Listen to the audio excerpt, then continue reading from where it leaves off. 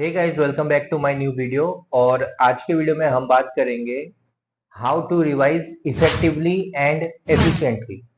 वैसे रिवीजन तो हर किसी को पता है कैसे करना है, इस चीज के लिए मुझे किसी को बताने की जरूरत नहीं है। लेकिन इस वीडियो में हम बात करेंगे कि हमें रिवीजन कैसे करना है ताकि हम जल्द से जल्द रिवाइज कर सकें। एट द सेम टाइम जो भी चीजें हम पढ़ेंगे वो चीजें हमको बाद में एग्जाम में काम आए। बिकॉज बहुत सारे लोग जो है वो इस बात को लेकर कंफ्यूज रहते हैं कि रिवीजन कैसे करें। बिकॉज रिवीजन जो है ये ऐसा चीज है जो बहुत बार इवन इफ मुझे भी बोरिंग लगता है। ऐसा फील होता है कि यार अभी रिवाइज करने से बेटर है इतना देर में मैं कुछ नया पढ़ लेता, इतने देर में मैं एमसीक्यू सॉल्व कर लेता। लेकिन वो एमसीक्यू सॉल्व करके क्या ही फायदा जो आपको याद ना हो। अगर आपने एक हफ्ते पहले सर्जरी खत्म किया है और आपने रिवाइज नहीं किया, आपको क्या लगता है कि एक महीने के बाद आप सर्जरी के एमसीक्यूज करोगे, आप उतना ज्यादा इफेक्टिवली आंसर कर पाओगे एज कम्पेयर टू जब आप सर्जरी पढ़ रहे थे और उसी मोमेंट पे जैसे जैसे पढ़ाई कर रहे थे वैसे वैसे क्यू बैंक सॉल्व कर रहे थे? नहीं होगा, क्योंकि याद नहीं रहता। Revision is the key. तो उन सब चीजों के बारे में हम बात करेंगे इस वीडियो में। So let's get started.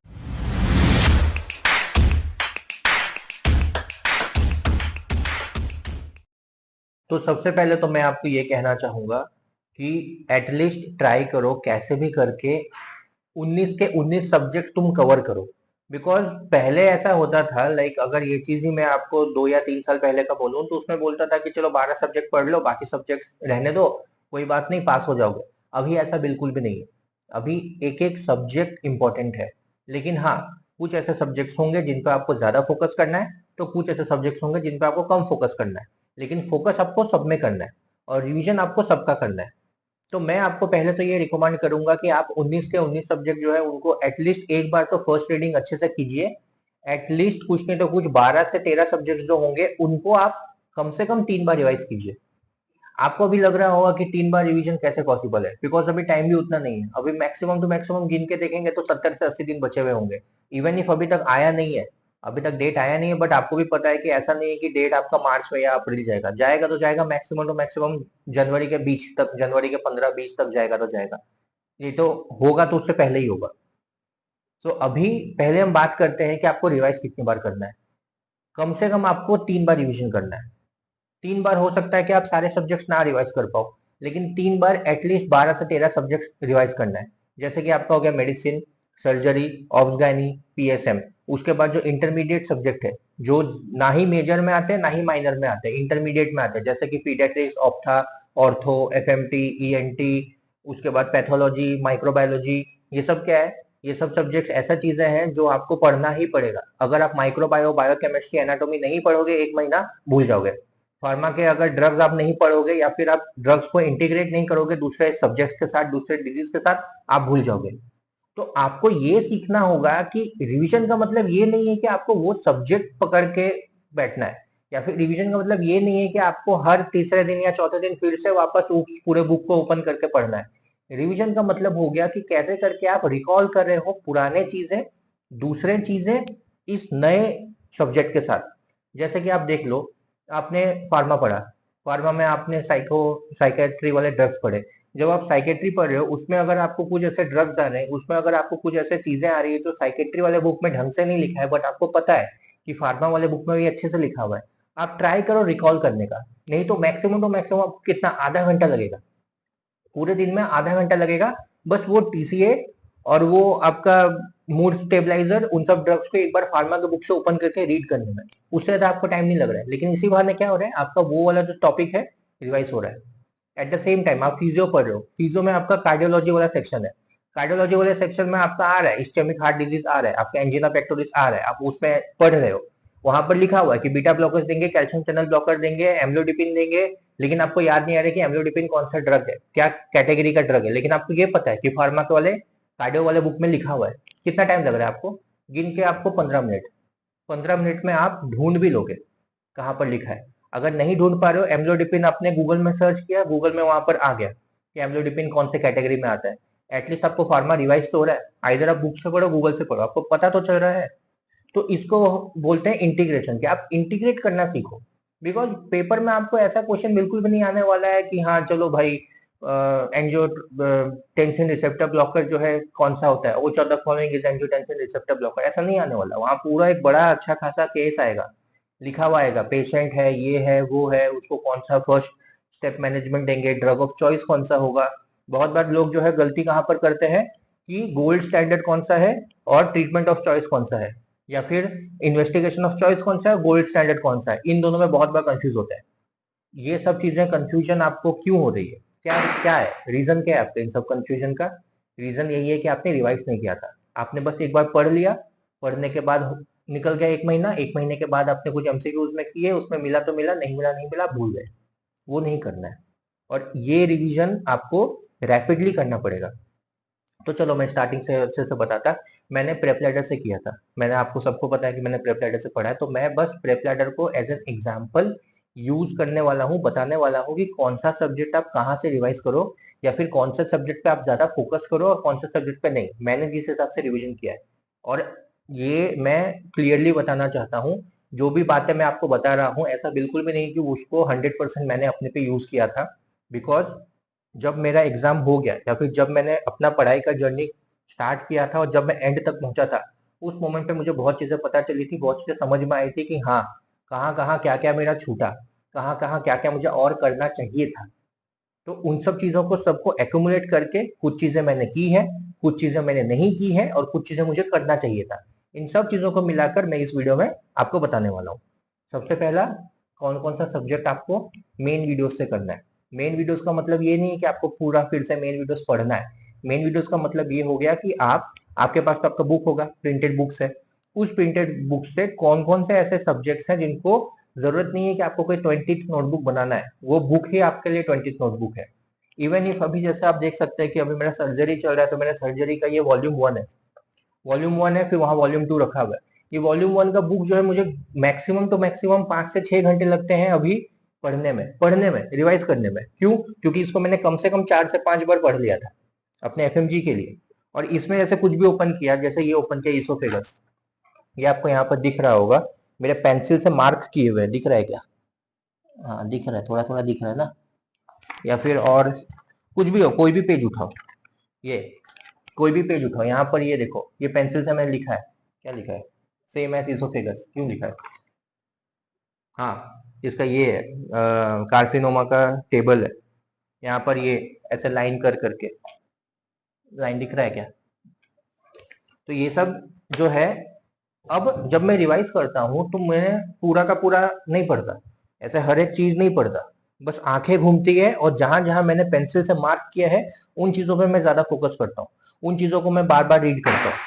उनको रीड करने से क्या है, बिकॉज वो ये मार्क मैंने ऐसे अपने मन से नहीं किया होगा, ये मार्क मैंने तभी किया होगा जब मैंने क्यू बैंक सॉल्व किया और क्यू बैंक में मेरे गलतियां हुई, या फिर क्यू बैंक में मुझे ऐसे क्वेश्चंस मिले जिसका मुझे पता था, कहीं तो देखा है याद नहीं आ रहा, फिर से बुक निकालो, सेकंड रिवीजन या थर्ड रिवीजन के टाइम पे मुझे याद है कि मैंने ये वाला टॉपिक का तो क्वेश्चन किया था, चलो ये वाला गोल करके रखते हैं। तो वैसे आपका पीएसएम हो गया, आपका सर्जरी हो गया, मेडिसिन बहुत बड़ा है मेरे हिसाब से, मेरे लिए, ये मेरे लिए है कि मेडिसिन मुझे बहुत बड़ा लगता है। तो मेडिसिन के कुछ कुछ ऐसे जो टॉपिक्स है, जैसे एंडोक्राइन हो गया, रेस्पिरेटरी हो गया, या फिर आपका कार्डियोलॉजी हो गया, इतना मुझे बड़ा लगता है कि मैं उनको रैपिड रिवीजन, जो प्रेप लैडर का वर्जन 6.0 का रैपिड रिवीजन है, मैं उस रैपिड रिवीजन का पीडीएफ जो बुक में जो प्रेप लैडर का मिलता है ना, प्रेप लैडर के ऐप में बुक, उस बुक से पढ़ता हूँ। बिकॉज यहाँ मेन बुक से पढ़ने जाऊंगा बहुत टाइम जाएगा, और अभी इस मोमेंट पे जब आप एमसीक्यू दे रहे हो, नॉट एमसीक्यू, जब आप एफएमजी दे रहे हो, तो आप एक सब्जेक्ट के ऊपर 50 दिन नहीं निकाल सकते, 50 दिन ही बचे हुए, क्या ही निकालोगे? तो अब देखो, टाइम कितना देना है ये तो आपको समझ में आया कि पढ़ना कैसे है। ठीक है, जो माइनर सब्जेक्ट्स है उनको तुम कर सकते हो, जैसे कि डर्मा का मैं बता रहा, डर्मा, साइकेट्री, एनेस्थीसिया, उसके बाद फिर रेडियोलॉजी, उसके बाद फिर अगर अगर तुम्हारा होल्ड है, कुछ कुछ ऐसे सब्जेक्ट्स में तुम्हारे क्या है, होल्ड रहते हैं, कुछ सब्जेक्ट जो है वो हर एक इंडिविजुअल का अपना अपना रहता है। कोई बोलता है कि यार मेरे को ऑप्था अच्छे से समझ में आता है, कोई बोलता है मुझे एफएमटी अच्छे से समझ में आता है, कोई बोलता है कि मुझे ऑर्थो अच्छे से समझ में आता है, ऑर्थो के मेरे सारे एक्सरेज मुझे याद है, मुझे इंटरेस्ट है तो मुझे याद होता है। एट द सेम टाइम कोई बोलता है यार पीडियाट्रिक्स समझ में नहीं आ रहा, ऑप्था समझ में नहीं आ रहा, फॉर मी, मैं ऑप्था समझ में नहीं आता, लेकिन ईएनटी बहुत अच्छा लगता है, तो ईएनटी मेरे को समझ में आता है। तो वैसे ही है, जो चीजें आपको समझ में आती है उन चीजों को आपको पता है कि आप कॉन्फिडेंट हो, तो वो चीज आप अगर सुपरफिशियली भी पढ़ते रहोगे तो आपको, जस्ट बिकॉज कि आपके अंदर वो इंटरेस्ट है ना, आप उस चीज को 3 बार ज्यादा पढ़ोगे। और वहीं पर जिस चीज पर आपको इंटरेस्ट नहीं है उस चीज को आप चाहोगे कि छोड़ ना, ठीक है ईएनटी अच्छा लगता है, एफएमटी अच्छा लगता है, चल एफएमटी एक बार पलटा के देख लेता। इस चक्कर में क्या हो रहा है, ऑप्था छूट रहा है। इस चक्कर में क्या हो रहा है, ऑर्थो छूट रहा है। वो नहीं करना है। इवन इफ आपको इंटरेस्ट है, हो सकता है इस सब्जेक्ट को आप ज्यादा टाइम दो, बट दूसरे को नेग्लेक्ट नहीं करना है। मैंने किया है और मैं पछताया है।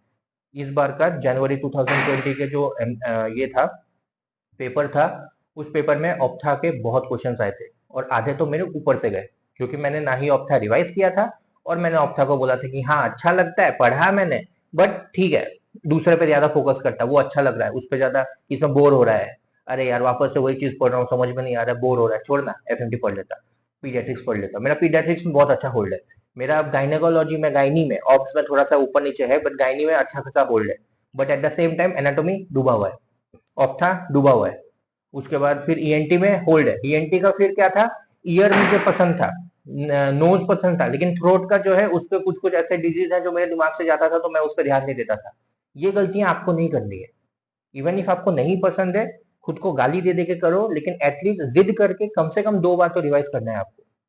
वो रिवीजन आपको अभी नहीं, लेकिन जब एग्जाम में आपको गलती से वही वाला क्वेश्चन आ गया या वही वाला टॉपिक आ गया, तब आप अपने आप को प्रेज करोगे, अच्छा हुआ पढ़ लिया था। वो चीज आपको रखना है दिमाग में। तो अब पहला क्या बोला था मैंने, कि पढ़ना किस किस को है, तो जैसे मेजर सब्जेक्ट्स हैं उनको मेन वीडियो से करना है। दूसरा, इंटरमीडिएट सब्जेक्ट्स जो आपको पसंद है, समझो मेरी बात, जो पसंद है उसको मेन वीडियोस वाले नोट्स से पलटा पलटा के पढ़ो, लेकिन जो तुमको पसंद नहीं है उसको, मुझे पता है मेन वीडियो से करने जाओगे बहुत बोर हो गए, एक दिन 2 दिन फालतू में वेस्ट होगा, ऊपर देखोगे अपना प्रोक्रास्टिनेट करोगे, छोड़ दो। मेन रैपिड रिवीजन का नोट्स है, उस पर पढ़ो। रैपिड रिवीजन के जितने भी नोट्स रहेंगे, कितने, मैक्सिमम टू मैक्सिमम 60-70 पेजेस में खत्म होते हैं। वो 60-70 पेजेस में से भी जो जो तुम एमसीक्यू सॉल्व किए हो, तुमने जो क्यू बैंक किया है, जीटीज दिया है, उसमें जो जो गलतियां हुई है, और वो टॉपिक तुम्हें पता है कि इस वाले बुक में यहाँ लिखा हुआ है, या फिर नहीं भी लिखा हुआ है, तो वहाँ पेंसिल से, या फिर अभी अगर आईपैड और वो सब जो पेंसिल वगैरह है, तो उससे या फिर किसी नोटबुक में लिख लो, सो दैट जो तुम्हें इंटरेस्ट नहीं है जिन सब्जेक्ट्स में, तुम उनको भी कहीं ना कहीं डायरेक्टली या इनडायरेक्टली पढ़ रहे हो, और जिसमें इंटरेस्ट है वो तो तुम कर ही रहे हो, उसके लिए मुझे बताने की जरूरत नहीं है। अब दूसरा दूसरा जो है वो रहा कि किस सब्जेक्ट को कितना दिन देना है। जो मेजर सब्जेक्ट्स हैं, उन मेजर सब्जेक्ट्स को मैक्स टू मैक्स तुम 5 दिन दो। अब उन 5 दिनों में से ये नहीं है कि पांचों दिन पढ़ना है, पढ़ना आपको 3 दिन है, और ये जो बचे हुए 2 दिन है, ये बचे हुए 2 दिन आपको क्या करना है, आपको रिवाइज करना है। रिवाइज तो ये भी था ना, तो ये क्या सा रिवाइज है, ये रिवाइज हो गया क्वेश्चंस के माध्यम से, ये रिवाइज हो गया आपका कस्टम मॉड्यूल से। अभी आपने जैसे सर्जरी का, जैसे मैंने बताया कि सर्जरी का जो है इसमें ब्रेस्ट, थायराइड, उसके बाद हिपेटोबिलियरी, उसके बाद जीआईटी, उसके बाद फिर तुम्हारा पेल्विक ऑर्गन वाला जो है टेस्टिस और स्क्रोटम, ये है, ये 5 है पार्ट 1 में। अब इन पांचों को मैंने 2 दिन में कंप्लीट कर लिया या 1.5 दिन में खत्म कर लिया। अब क्या करूंगा मैं, इनको जब मैं पढ़ रहा था, इनको जब मैं रिवाइज कर रहा था, रिवाइज करते करते भी मैंने एमसीक्यूज किए हैं। ये मैं आपको सेकंड रिवीजन का बारे में बता रहा हूँ, फर्स्ट रिवीजन तो आपको पूरा पढ़ना है, एमसीक्यूज किए आपने। सेकंड रिवीजन के टाइम पे क्या हो रहा है, सेकंड रिवीजन के टाइम पे आपने इस चीज को बस रीड किया, रीड करते करते जो आपने एमसीक्यूज किए थे, जो आपने एमसीक्यूज वाली गलतियां की थी, उनको भी आपने वहां पर मार्क करके रखा है, तो इसी बहाने आपके एमसीक्यूज भी कहीं ना कहीं रिकॉल हो रहे हैं। अब जब 1.5 दिन में ये खत्म हो गया, तो खत्म होने के बाद अब क्या करना है, अब आपको दिख रहा है कस्टम मॉड्यूल। कस्टम मॉड्यूल में आप जाना है, वहां पर जाके सर्जरी, वहां पर आपको जो जो टॉपिक्स, उन टॉपिक्स को करके 100 क्वेश्चंस का बना डालो। वो 100 क्वेश्चंस जो है वो क्यू बैंक के ही क्वेश्चंस आएंगे, बट कहीं ना कहीं वो तो उनका रिकलेक्ट हो रहा है, रिकॉल हो रहा है। उसके बाद फिर पार्ट 2 सर्जरी का किया, उसके फिर 100 क्वेश्चन। उसके बाद फाइनल डे में जो टॉपिक, एक एक ऐसे होते होंगे ना कि पूरे के पूरे सर्जरी में ऐसा है कि कोई एक ऐसा टॉपिक है, कोई एक ऐसा, जैसे कि मेरे वाले में जैसे हर्निया वाला जो सेक्शन है, वो मुझे थोड़ा सा बार बार पढ़ना पड़ता है, क्योंकि हर्निया के वो स्टेजेस वगैरह मेरे दिमाग में नहीं आता है। फिर मेरे इसमें आपका किडनी वाला जो पार्ट है, वो वाला थोड़ा सा मेरे लिए कॉम्प्लिकेटेड है। तो उन चीजों को, फिर लीवर वाला जो है, लीवर के जो वो होते हैं कंपार्टमेंट्स होते हैं, 1 2 3 4 5 6 7 ऐसे करके, कहाँ है 5, नीचे है, ऊपर है, लैटरल में है, मीडियल में है, वो थोड़ा सा बार बार कंफ्यूज होता है। तो उस चीज को, जो जो कंफ्यूज हो रहा है वो आपको पता है, आपको कौन सा क्या कंफ्यूज हो रहा है वो आपको पता है। उस चीज को आपको क्या करना है, जो फाइनल डे है, जो 5वां दिन है, उस 5वें दिन पे सुबह पहले उन चीजों को पढ़ो, एक एक बार देख लो, और फिर 5वें दिन में कस्टम मॉड्यूल बनाओ 100 क्वेश्चन का, पूरे सर्जरी का। अगर 100 क्वेश्चन में से आपको अगर 50 से ऊपर आ रहे हैं, 55 करेक्ट हो रहे हैं, गुड, वेरी गुड। 45 गलत हुए ना, क्यों गलत हुआ है, क्या रीजन है गलत होने का, वो पता करो। सिर्फ एमसीक्यू देना ही इंपॉर्टेंट नहीं है, एमसीक्यू को रिव्यू करना भी इंपॉर्टेंट है।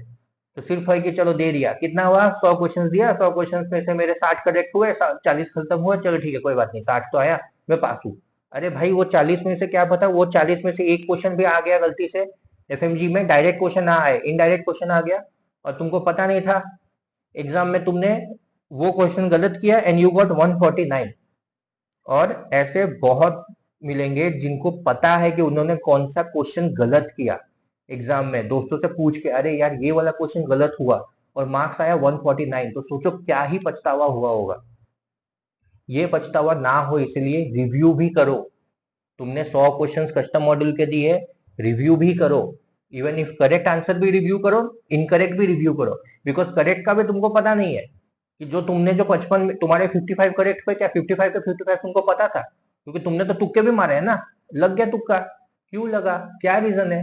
तो एमसीक्यू का अभी मैं नहीं बताने वाला, मैं बस बता रहा हूं कि जो आखिरी दिन होगा किसी भी सब्जेक्ट का, उसको कस्टम मॉड्यूल, रिव्यू और जो जो तुम टॉपिक्स में पुअर हो उस पर ज्यादा फोकस करना है।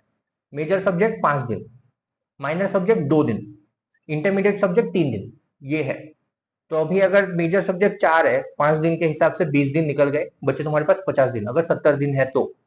अब 50 दिन में तुमको क्या करना है, 50 दिन में ऐसा नहीं है ना कि तुम मेजर सब्जेक्ट 5-5 दिन कर लिया अब छोड़ दिया, उनको भी वापस पढ़ते रहना है। लेकिन अब उनको किस हिसाब से पढ़ना है, उनको पढ़ना है कि तुम्हारे माइनर सब्जेक्ट और इंटरमीडिएट सब्जेक्ट खत्म हो गए, फिर से मेजर सब्जेक्ट को स्टार्ट करो। लेकिन अब जब दिसंबर का महीना है तब मेजर सब्जेक्ट को 5 दिन नहीं दे सकते, तब 3 दिन में खत्म करो, 2 दिन में कंप्लीट करो, क्योंकि तुमने ऑलरेडी एक बार रिवाइज कर लिया है, जस्ट 1 महीना पहले रिवाइज किया है, उससे 1 महीना पहले तुमने मेन रीडिंग किया है, तुमको याद रहेगा।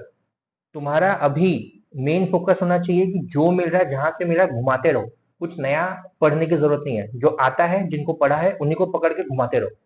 ये पढ़ा, कल के दिन वो पढ़ा, परसों के दिन वो पढ़ा, एक दिन ऐसे ही मन किया, दोपहर के टाइम पे दिमाग में आया यार सर्जरी 1 हफ्ता पहले किया था, चल 50 क्वेश्चन का सर्जरी कस्टम मॉडल बना देता, देखता कितना याद है, जो गलत हो गया वो क्यों गलत हुआ, अच्छा हाँ ये वाला तो मैं भूल गया था, हाँ ये वाला मुझे कंफ्यूज होता है, एक बार बुक खोल के देख लिया, वो वाला टॉपिक तुम्हें पता होगा, तुम्हें ऑब्वियसली 100% मैं बोल रहा, तुमको पता होगा कि तुमको कौन सा चीज नहीं पता, तुमको कौन सा चीज पता, और तुमको कौन सा चीज तो तुम्हारा गलत हुआ है, कहाँ पर लिखा हुआ है बुक में, तुमको सब याद होगा। इस मोमेंट पे तो सबको याद हो जाता है।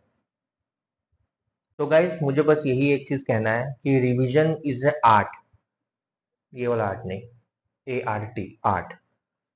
और उस चीज को जो है आप रिवाइज जैसे भी कर रहे हो, आपको ये चीज दिमाग में रखना है कि ये आपके लिए टाइम वेस्ट नहीं है, ये आपके लिए बोरिंग नहीं है। आपका दिमाग अगर आपको बोलेगा कि ये बोर हो रहा है, टाइम वेस्ट हो रहा है, इसके जगह कुछ और पढ़ लेते हैं, आप रिवीजन भी नहीं कर पाओगे, आपका टाइम भी जाएगा और आप एंशियस भी रहोगे। ये चीज आपको पहले खुद को समझाना होगा, खुद आपको एक माइंडसेट बनाना होगा कि हाँ रिवीजन के लिए भी मुझे टाइम निकालना है, रिवीजन का भी एक अलग शेड्यूल बनाना है, रिवीजन के लिए भी एक अलग से टाइम टेबल बनाना है। बिकॉज सिर्फ पढ़ना इज नॉट इम्पोर्टेंट, लेकिन जो पढ़ रहे हो वो तुम्हें याद रहना चाहिए, और याद तुमको एक बार में नहीं होने वाला भाई, किसी को नहीं होता है। तो बार बार पढ़ो, नया मत पढ़ो, पुराने को ही पढ़ो, लेकिन पुराने को इतनी बार पढ़ो कि तुम्हें वो चीज का A to Z सब पता हो, उस चीज के ऊपर कैसा भी क्वेश्चन आए, कहां से भी क्वेश्चन आए, कितना भी इंटीग्रेटेड क्वेश्चन आए, तुमको समझ में आएगा कि पूछा क्या जा रहा है और मुझे आंसर क्या करना है। आधे टाइम तो लोगों को लैंग्वेज समझ में नहीं आता, बहुत सारे मुझे ऐसे मैसेजेस आते हैं कि मेरा जीटी में 140 आया, 130 आया, मेरा कस्टम मॉड्यूल में 25%, 30% आ रहा है, इसलिए नहीं क्योंकि उसने पढ़ा नहीं है, इसलिए बिकॉज उसको क्वेश्चन ही समझ में नहीं आ रहा है, इसलिए बिकॉज वो जो क्वेश्चन पढ़ रहा है तो उसके पल्ले ही नहीं पड़ रहा है कि क्या पूछा जा रहा है। और बाद में फिर वो मैसेज में ही मुझे बताया गया, मैं नाम तो लूंगा नहीं, बट बाद में उसको रियलाइज हो रहा है कि यार इन सब चीजों को तो पढ़ा था, जब नीचे एक्सप्लेनेशन पढ़ रहा है तो वो सेम चीज है, लेकिन उसको क्वेश्चन ही समझ नहीं आ रहा। तो क्वेश्चन क्यों नहीं समझ में आ रहा है, ऐसा थोड़ी ना है कि इंग्लिश की जगह वो वहां फ्रेंच पे लिखा हुआ है, इंग्लिश में ही लिखा है, वही क्वेश्चन है, समझ में इसलिए नहीं आ रहा है क्योंकि पहला क्वेश्चन कम सॉल्व किया है, दूसरा रिवीजन नहीं किया है। रिवीजन करोगे, बार बार उन टॉपिक्स को, उन वर्ड्स को बार बार देखोगे ना, तुम्हारे दिमाग में बैठ जाएगा। एक पता है, एक ऐसा मोमेंट आता है जिस मोमेंट पे अगर कुछ भी क्वेश्चन आए ना, इवन इफ तुम यूट्यूब चला रहे हो उसमें भी जो तुम्हारे पोस्ट में कोई क्वेश्चन आता है ना, तो तुम पहले ऑप्शन देखोगे और ऑप्शन देख के तुमको समझ में आएगा कि ये कौन सा चीज पूछा जा रहा है। क्वेश्चन पहले नहीं पढ़ोगे, पहले तुम ऑप्शन देखोगे। ऑप्शन में अगर तुम्हारा लिखा हुआ है सब एक्यूट पेनक्रेटाइटिस या फिर सब एक्यूट अपेंडिसाइटिस, तुम्हारे दिमाग में अरे ये सर्जरी का क्वेश्चन है क्या या पैथो का क्वेश्चन है क्या, फिर क्वेश्चन पे जाओगे। अगर क्वेश्चन में तुम्हारे लिखा हुआ है oxygen dash black body white ये नेक, तुमको समझ जाएगा अरे ये तो एनेस्थीसिया का क्वेश्चन है। या फिर तुम्हारा अगर कुछ भी आ गया बूट शेप्ड हार्ट या बॉक्स शेप्ड हार्ट, दिमाग में आएगा अरे हार्ट के हिसाब से तो पक्का पीडियाट्रिक्स वाला होगा। फिर ऊपर जाओगे तो देखोगे बेबी 2 साल का, बेबी 6 महीने का, अरे पीडियाट्रिक्स है। लेकिन फिर बहुत बार ऐसा होता है बेबी 6 मंथ का लिखा है क्वेश्चन, लेकिन नीचे ऑप्शन में पीडियाट्रिक्स का आंसर ही नहीं है, पीडियाट्रिक्स है ही नहीं वो बस बेबी के हिसाब से दे दिया तुमको बेवकूफ बनाने के लिए, और आंसर पूछ रहा है किसी और चीज का, आंसर पूछ रहा है मेडिसिन का। तो वो सब चीजें जो है वो कैसे समझ में आएगी जब तुम बार बार पढ़ोगे। बहुत लंबा वीडियो बन चुका है, लेकिन यही चीज है, मैं यही समझा रहा हूँ। रिवाइज करो, ज्यादा टाइम मत दो सिर्फ पढ़ने में, बट रिवीजन पे टाइम दो, एमसीक्यूज पे टाइम दो, और रिवीजन का अलग से एक शेड्यूल बनाओ और शेड्यूल के हिसाब से करो। अपना मेन वीडियोस का दिन में पूरा रखो, 8 घंटा 9 घंटा पढ़ रहे हो उसमें से 6 घंटा मेन वीडियोस का रखो, लेकिन 3 घंटा रिवीजन का भी रखो। अगर 6 घंटे में से 4 घंटा पढ़ रहे हो, 2 घंटा एमसीक्यू करो, लेकिन 2 घंटा रिवीजन के लिए भी रखो। जो भी चीजें पढ़ चुके हो उनको भी रिवाइज करते रहो, सिर्फ नया नया नया नहीं पढ़ना है। बस that's it for today guys, and मैं आपको मिलता हूँ किसी दूसरे वीडियो में, तब तक के लिए बाय बाय टाटा।